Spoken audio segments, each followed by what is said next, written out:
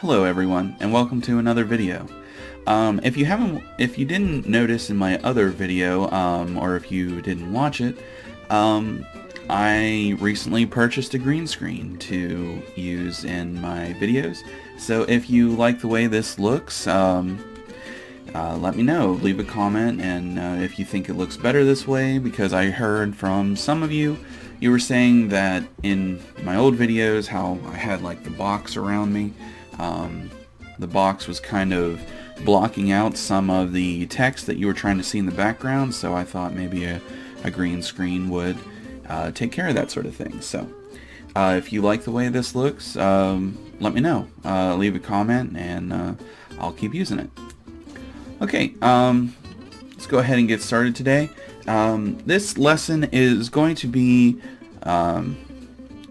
it's not a lesson about like wars or international relations or a big economic boom like with the gold rush. This one is more about American society at the time and the people that lived there. This one is called A Religious Awakening Sparks Reform. Now, before we get into it, what is reform? Reform is a term that is used to refer to anything where they're like fixing things in society. If anything was going to be reformed, meaning that there was a system in place already, and there were people that thought, well, we could do it better, or it's not set up in a way that is fair to everyone, or there's a million reasons why people could call for reform for one thing or another. So if there is already something in society that is set up and people think it is not being used properly, or it's not being used fairly, or what have you, there's, like I said, there's a million reasons why people could call for reform for one thing or another. If you were paying attention recently in our over the summer, or not too long ago, there were a lot of protests, and I don't know how you feel about this. There were a lot of protests of people calling for police reform. They weren't saying to do away with police. They were saying that the current system doesn't work properly and it needs to be reformed or fixed. I'm not taking a stance on that. I'm just saying that was one of the most recent calls for reform that I could think of, just trying to make it more relevant to modern day. So, let's go ahead and get started into the lesson. So, A Religious Awakening Sparks Reform. The Second Great Awakening. By the early 1800s, the United States was well established as an independent, growing country. During this time of optimism, as settlers pushed westward and industry encouraged economic growth, American society was shaken by a religious movement that inspired Americans to change themselves and the world around them for the better. So, if you've watched the other videos that I linked to this week on the Schoology page, it goes into and kind of talks about the First Great Awakening. So if you haven't watched those videos yet, go ahead and pause this one, go watch those ones, and then come back, because I want you to understand the First Great Awakening before we can talk about the Second Great Awakening. Now, the First Great Awakening, like I said, it happened way back in the colonial days, back before America was even a country. So if you're trying to think, what was the First Great Awakening, and you can't think of it, well, we didn't even go over it in this class. So like I said, pause this video, go watch the other ones first. They're not videos that I made. They were videos on the channel, I believe, Crash Course with Hank Green. Great channel. I love Hank Green's videos. So I think he's a very intelligent person. So watch those videos, and he will explain to you what the First Great Awakening was, and then come back and watch this one. Okay, This was not the first religious movement to shape American society. In the early 1700s, Americans had experienced a burst of religious energy known as the Great Awakening. Another revival of religious feeling called the Second Great Awakening swept the country beginning in the early 1800s and lasted for nearly half the century. Protestant preachers started and led the Second Great Awakening. They preached that salvation was open to all, not just to an elite. These preachers were known as revivalists because they wanted to revive or re-energize the role of religion in America. The preachers' emphasis on individual responsibility in gaining salvation encouraged the idea that people could improve themselves and their souls. This was a powerful and welcome message in a young country that valued individualism and self-reliance. The Second Great Awakening profoundly influenced American life. Church membership skyrocketed, especially among Baptists and Methodists. Moreover, the movement's focus on spiritual self-improvement encouraged Americans to improve society as well, by working for a wide variety of social reforms. So this Second Great Awakening is going to really give rise to a lot of religious movements and beliefs and belief systems that are still around to this day. It's before this Second Great Awakening, there was this idea in the churches in America that it didn't matter what you did. God had already decided who was worthy of salvation and who wasn't, and it didn't matter what you did because God had already decided it. But this said that, well, it was up to each individual person in a personal relationship with God that would determine their salvation. So that was the belief that was kind of being preached at this time. It kind of departed from some of the more classical interpretations of different religions, and due to this, and America was a very young country at this time, and it valued individualism and self-reliance. So this new religious ideology that said, oh, well, I can rely on myself and my individual can get myself to heaven with my personal relationship with God, that really caught on. During the Second Great Awakening, religious revival meetings were held in open fields. This illustration depicts an 1850s camp meeting of the Duck Creek Methodist Episcopal Church in Ohio. So, as you can see, these revival meetings at this time, these camp meetings, were so large that they couldn't even hold them indoors in a church. They had to be held out in a field because there were so many people. That just goes to show how powerful this Second Great Awakening was in America. Okay, so here is a graph that shows membership in the Church of Jesus Christ of the Latter-day Saints, and it just goes to show that from the 1830s, and it has just shown a steady rise in membership. Evangelical revivals lead to reform. The Second Great Awakening began on the frontier in Kentucky and then spread north and south, reaching the cities of the Northeast in the 1820s. Its religious fervor was spread through outdoor services known as revivals or camp meetings that lasted for as long as a week. Plentiful food and lively religious music added to the appeal of the gatherings, which were often held in isolated rural areas. One of the most influential revivalists was former attorney Charles Grandison Finney. In passionate sermons, Finney dramatically proclaimed his own faith and urged his listeners to do the same. This evangelical style of worship, designed to elicit strong emotions and attract converts, proved highly successful. At Finney's revivals, hundreds of people at a time declared their faith. A great majority of these people were women, who now began to participate in the kind of public speaking that had traditionally been denied them. So we're seeing here that these religious revival meetings are starting to cause changes in society for the better. Women who were largely denied the opportunity to speak in public were being encouraged to speak out and stand up for themselves. And this is going to lead to a lot of changes in American society. Another leading preacher was Lyman Beecher, a Yale-educated minister. Like Finney, Beecher became known for his fiery sermons. Beecher also traveled widely, urging people to read the Bible, join a church, and embrace religion. In 1832, Beecher became president of the New Lane Theological Seminary in Cincinnati, Ohio, which trained more evangelical preachers to join the revival.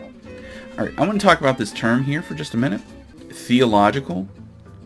Whenever you see something that has the prefix theo, that means it has to do with religion. Theology, theological, theologian, those are all terms that have to do with religion. So if you see that prefix, theo, T-H-E-O, know that it means that there is something to do with religion or religious studies here. Many revivalist sermons featured the idea that the United States was leading the world into the millennium, or the 1,000 years of glory following the second coming of Jesus. Called millennialism, the belief was that the millennium was at hand, inspired some reformers to try to ready their society by perfecting it through reform. The role of religion in public life. During the Second Great Awakening, some Americans wanted the government to encourage public morality by supporting religion. Others disagreed with this aim, holding that the government should protect public life from religious control. An example of the tension between the two groups is the defeat of the Sabbatarian reform movement. The Sabbatarians wanted the federal government to uphold the Christian Sabbath, a special day of each week reserved for worship. To those of you that do not attend church, the Sabbath was traditionally, it was a day where no work was to be done, and it was supposed to be all either religious services or rest. The Puritans, back in the colonial days, were very strict on this. They were extremely strict about no work on the Sabbath, Sunday. And they were so strict on it that they even had rules to if you could whistle while going on a walk on the Sabbath. So it was they were very strict on this. And this new movement didn't go as far as the Puritans, I will say that, but they wanted the Sabbath to be federally recognized as a day of no work. Okay, so to continue on here, as a day of rest by not allowing any business transactions or mail delivery on that day. Congress insisted it had no authority to interfere with trade and refused to ban commerce on the Sabbath. The debate over church and state continues to this day.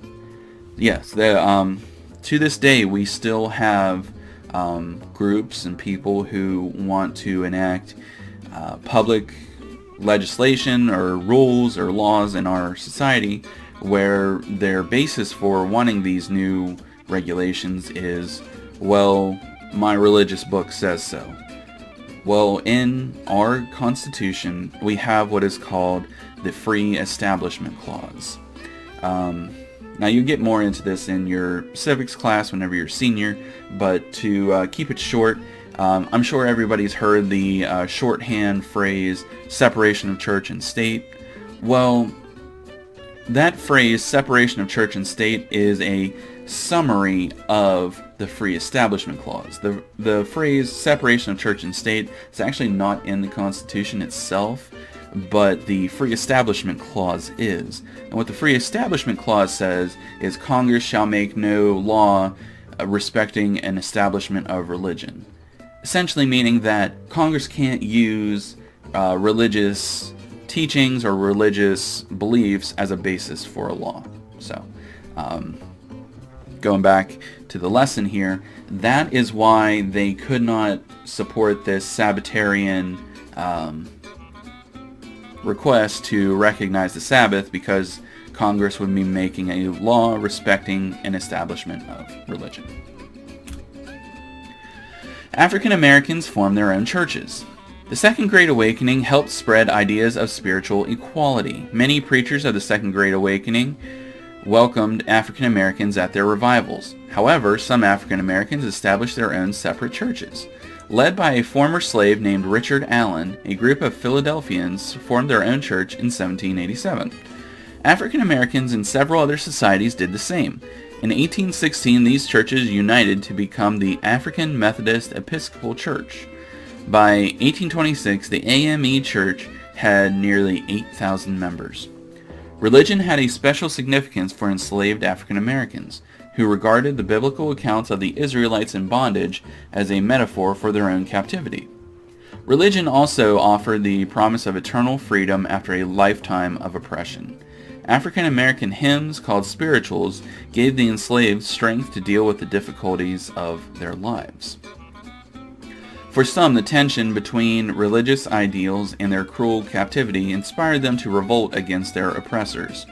Indeed, many men who led slave revolts said that they were called by God to lead enslaved people out of bondage. So, this religious awakening is spreading the idea that slavery is wrong. And this is going to lead directly into a coming event in the next chapters that is very significant in American history. There are new religious groups at this time. Heightened religious awareness also led to the formation of two new religious groups. In New York State, Joseph Smith spoke and wrote of visions he said directed him to found a new religious group. In 1830, Smith and a few followers organized the Church of Jesus Christ of Latter-day Saints, whose members are commonly called the Mormons. The church grew rapidly, attracting more than 1,000 members in just a few months. It would grow to become one of the most influential religious groups in the country. In New England, members of several Puritan or Congregational churches began to argue that instead of seeing God as a trinity, people should see God as a single divine being, a unity. They organized themselves into a separate religious group called the Unitarians after their belief. The Unitarians' views diverged from established religious creeds in a literal interpretation of the Bible. They reflected a growing Christian liberalism, which influenced many other religious groups in the 19th century. So we're going to see these new religious ideas taking hold. We're going to see new religions, new denominations, and new belief systems. Religious discrimination and intolerance. The preachers of the Second Great Awakening were Protestant. By the mid-1800s, well over half of all Americans were also Protestant. Non-Protestants were in the distinct minority and faced discrimination.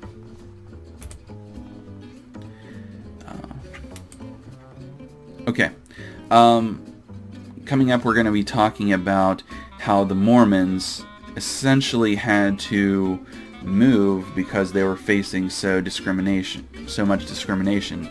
And this purple path, as you see, that goes across the map here, that just goes to show the route that the Mormons took as they were moving across the country, trying to find a new place to essentially set up because they were so discriminated against.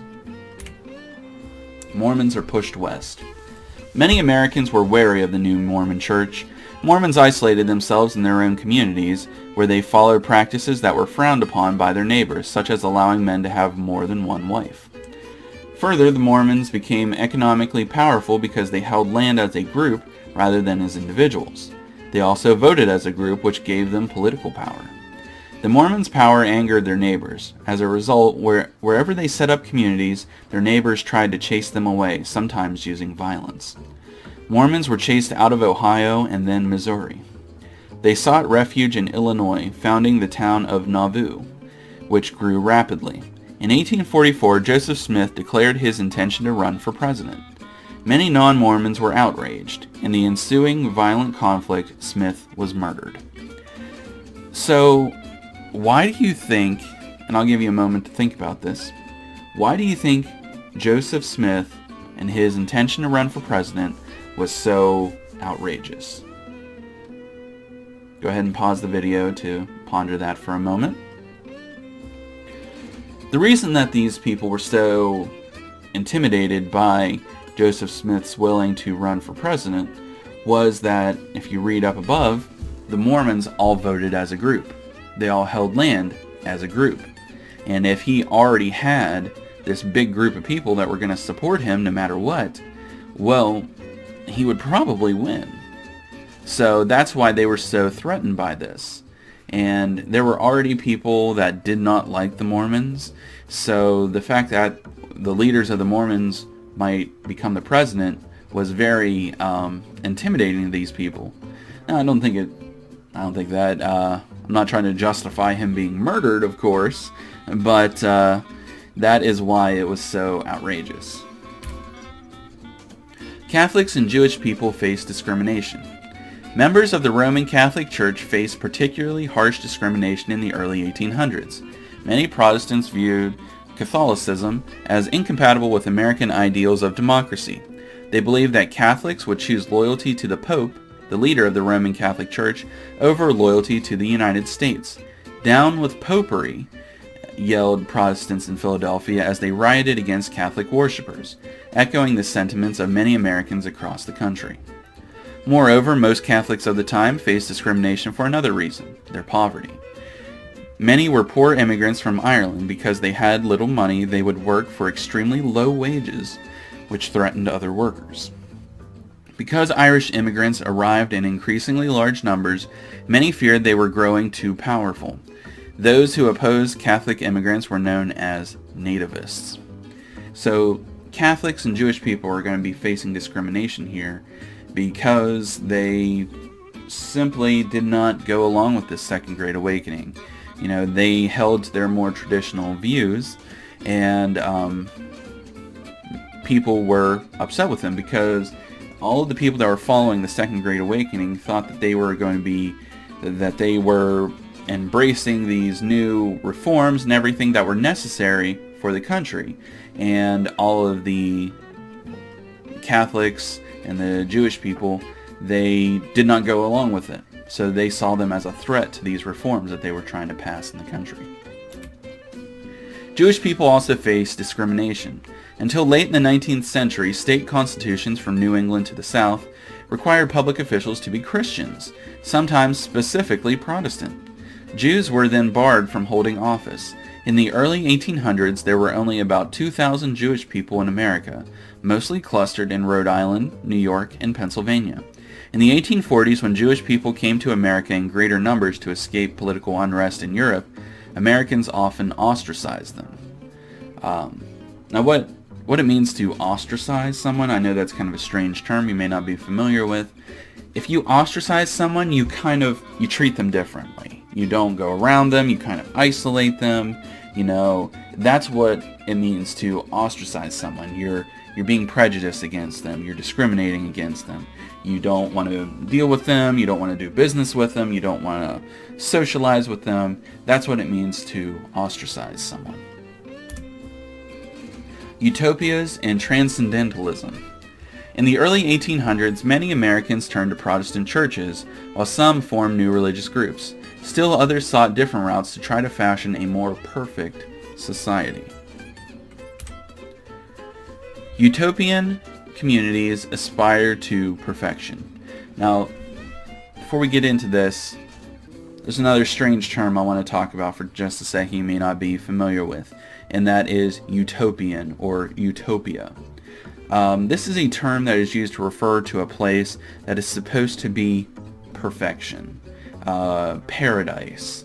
You may even use the term a type of heaven. Some place that is supposed to be perfect and nothing ever goes wrong there, and everyone works together, and it is just a literal perfect place to live. That's what a utopia is. So, during the early 1800s, dozens of groups of Americans sought to improve their lives in a unique way. They chose to distance themselves from society by setting up communities based on unusual ways of sharing property, labor, and family life.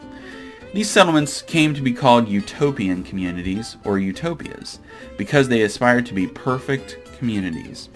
Organizers of utopias hoped their settlements would both engender virtue in their members and inspire those outside their communities.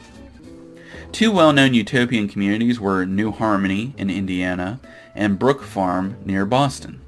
In 1825, Robert Owen, a British social reformer, sought to have people from different backgrounds work together in a cooperative society at New Harmony. Now, these utopian communities, they come together, they have this idea of how they are going to be the most perfect society that has ever been. Well, that's not exactly realistic. A lot of these utopian societies would just assume that everyone's going to do their fair share of any work that needs to be done. Everybody is just going to follow the rules. Everybody is just going to fall right into line.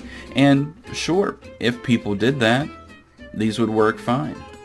But that's not realistic. As everyone knows, humans are lazy. Humans are selfish. They're going to do what they want to do, whether it is against the rules or not. So, these utopian societies, they came together with good intentions, but they're just simply not realistic. The society attracted some 1,000 people whom Owen described as the industrious and well-disposed of all nations. At Brook Farm in 1841, George Ripley and 80 others sought to combine physical and intellectual labor. Brook Farm failed after only 6 years, while New Harmony lasted just 2 years. Most of the 50 or so other utopian communities were similarly short-lived. So these utopian societies, they all come together, they all have good intention, but they fail without lasting much time at all. Alright, next up we're going to talk about the Shakers. Another group that set up a chain of separate communal living societies was the United Society of Believers in Christ's Second Appearing, more commonly known as the Shakers. The Shakers had organized during the middle 1700s, but reached their peak during the 1840s. Shakers set up independent villages in New Hampshire, New York, Ohio, and Illinois. Men and women lived in separate housing and did not marry or have children. The communities grew only when adults joined or when the group took in orphans.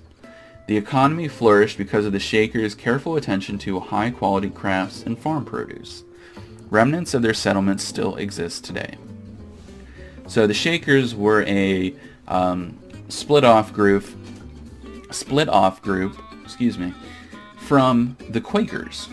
So they were kind of their own denomination, and they had a lot of strange rules, but some of their settlements still exist today. Well, remnants of them. Shakers built communities for their adherents, such as Pleasant Hill in Kentucky. Okay, this map is going to show us if you look closely, the little red circles are these utopian communities. So there's a lot of them. And they are scattered throughout the country, mostly clustered up there in the Pennsylvania, New York area. And then the blue squares are these Shaker communities. So as you'll notice, they are primarily clustered right here in New England. They don't spread very far south.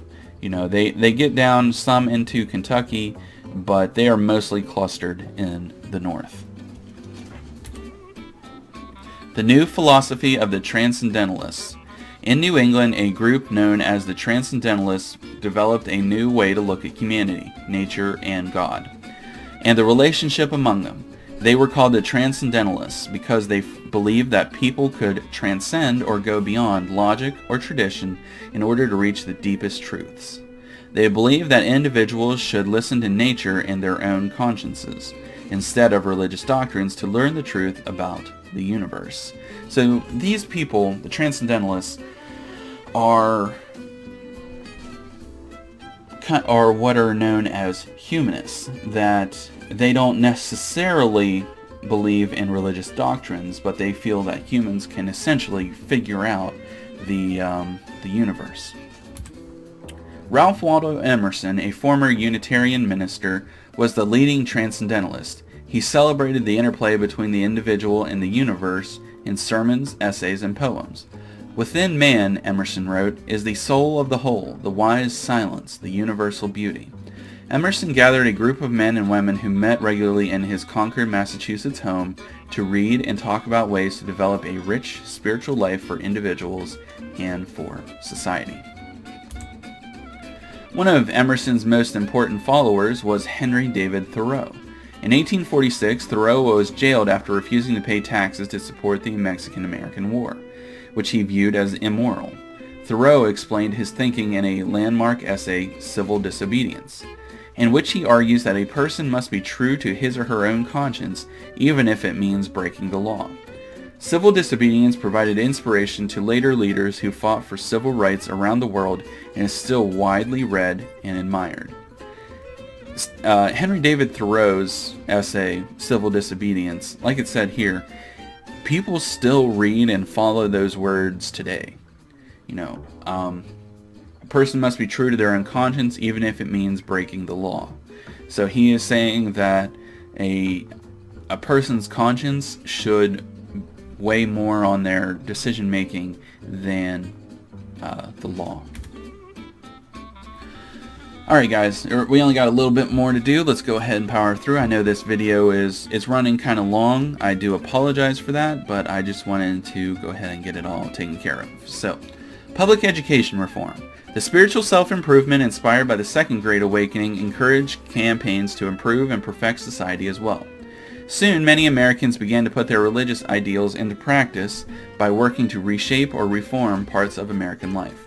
Their efforts would affect several groups of the most disadvantaged Americans. Reformers stressed the value of education. Since colonial times, most Americans had been taught at home by their parents. Some communities established schools. The American Spelling Book, created by Noah Webster in the 1780s, remained the most popular school book. In order to emphasize America's cultural independence from England, Webster developed more rational spellings that he felt expressed American honesty and directness. Still, reformers saw education in America as woefully inadequate. Because there were no public schools that children were required by law to attend, most children did not go to school. Reformers who led the public school movement, also called the Common School movement, sought to establish such a system of tax-supported public schools. They argued that expanding education would give Americans the knowledge and intellectual tools they needed to make decisions as a citizen of a democracy. And I think you're going to see, how this movement ends. Horace Mann shapes public education. One of the greatest school reformers was Horace Mann. Mann grew up poor and had first-hand experience with inadequate schooling. He never forgot his humble beginnings, which inspired him to work to provide all children with a better education than he had received. As a leader in the Massachusetts Senate, Mann championed the creation of a state board of education. He resigned from the Senate in 1837 to chair the first board. In this capacity, Mann advanced the idea of free public schools that all children were required by law to attend. He argued for state oversight of local schools, standardized school calendars, and adequate school funding. Mann also led the fight to abolish corporal or physical punishment. Further, he worked to establish training to create a body of well-educated professional teachers. So Horace Mann is going to be the one that kind of sets the standard that we still follow today. A lot of the reforms that Horace Mann put into place, we still have to this day. Mann's influence was felt nationwide. Because of his work and the work of other school reformers, state legislatures across the country set aside funds to support free public schools. The reformers faced resistance from reluctant taxpayers and those who believed that education should include specific religious teaching. Despite opposition within the next few decades, government-supported public schools became the norm across the nation. The percentage of American children attending school doubled. So it's here that we're going to see Americans starting to really embrace public education. Americans who had little or no voice in how they were treated were of special concern to many reformers. That was one reason why many reformers worked tirelessly to help Americans who were imprisoned or mentally ill. Women were at the forefront of these social campaigns. This itself was an extraordinary change in American social history, as women had traditionally been discouraged from taking on public roles. Dorothy Dix fights for change. One reformer who turned her religious ideals into action was Dorothy Dix. In 1841, she began teaching Sunday school in a Massachusetts prison. When she discovered that people suffering from mental illnesses were housed along with hardened criminals, she decided to act to change things. Dix spent 2 years visiting every prison, almshouse, which was a place for housing the poor, and hospital in Massachusetts. Then she wrote to the state legislature vividly describing the horrors she had seen and demanding action. And this is a quote from Dorothy Dix's petition. I tell what I have seen, painful and shocking as the details often are, that from them you may feel more deeply the imperative obligation which lies upon you to prevent the possibility of a repetition or continuance of such outrages upon humanity. I come as the advocate of the helpless, forgotten, and insane. Men of Massachusetts, raise up the fallen, succor the desolate, restore the outcast, defend the helpless. Dix went on a campaign across the nation encouraging other communities to build humane hospitals for people with mental illnesses. Her campaign was remarkably successful, leading directly to the creation of the first modern mental hospitals. New ideas for prisons. Dix and others also worked to reform American prisons. Until that time, most people viewed prisons as a place to punish criminals. Prison reformers, however, thought that prisons should make criminals feel penitence or sorrow for their crimes. The prison reform movement is thus sometimes called the penitentiary movement. Alright, getting towards the end, guys. Just stick with me a little bit longer. The temperance movement. When reformers surveyed American society, they saw a country in desperate need of reform. Ongoing industrialization caused rapid and unsettling changes. Crime, sickness, poverty, and neglected families and children seemed rampant. Many reformers attributed these problems to the widespread use of alcohol. In response, reformers launched the temperance movement, an effort to end alcohol abuse and the problems created by it. Temperance means drinking alcoholic beverages in moderation. Some reformers believed in prohibition, or a complete ban on alcohol consumption. Temperance reformers published pamphlets and posters warning that wasting money on liquor prevented people from buying food for their families. Because alcohol abuse was directly related to domestic abuse, many women became involved in the campaign. The Washington Temperance Society sought to help drinkers through dramatic public confessions, discussion, and counseling. So this is going to be the first of the people that are going to eventually lead to prohibition. Prohibition, if you don't know, was a period of time where alcohol was completely banned in the United States nationwide. However, the temperance movement had real success only when the reformers won changes in the law. Neil Dow, who earned a worldwide reputation for his lectures on alcohol abuse, became mayor of Portland, Maine in 1851. He succeeded in securing the passage of the so-called Maine Law, which restricted the sale of alcohol. Within a few years, a dozen states had passed similar temperance laws. Temperance would remain an enduring issue for the next 100 years. And that's it. Okay guys, if you have any questions, I know this video went on kind of long, I do apologize for that. If you have any questions, feel free to send me a message through Schoology, send me an email, you know how to get a hold of me. And I hope everybody's having a great day, and I'll see you again real soon. Bye.